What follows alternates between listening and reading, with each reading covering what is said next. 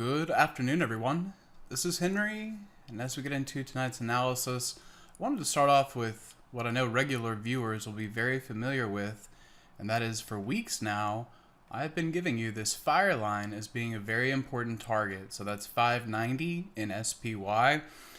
And again, the conversation really came into focus through here because when the level gets closer and closer, it tends to be more imminent, right?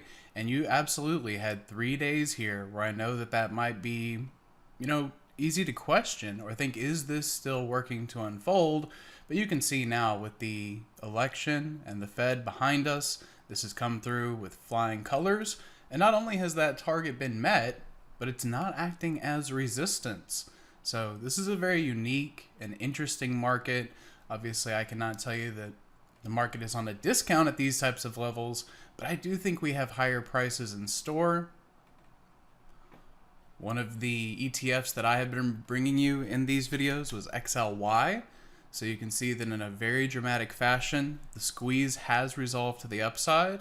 So this is one of the first technical studies that I ever really dove into studying because it works. And when it does, it can be so powerful. Here you see the shift from the red dots to the green. That is the squeeze firing. And you can see the move that it has provided. So you guys know my picks inside this one, right? Tesla, Amazon, Starbucks. And then after that, I want to move over to XLC, where the pattern itself, again, is extended, but it is also trending. And while I don't have a really clear setup in this, its primary component in Meta, I do think is getting ready to move. So I've been looking for the move, just like in that SPY fire line. In Meta, that level is, let's call it 628. And I've been looking for that for weeks now. And it's taken its sweet time in a very dramatic recovery over the past 3 days. But that's just to say, you see these blue arrows showing up down here kind of all together. I believe that is showing us demand in this zone.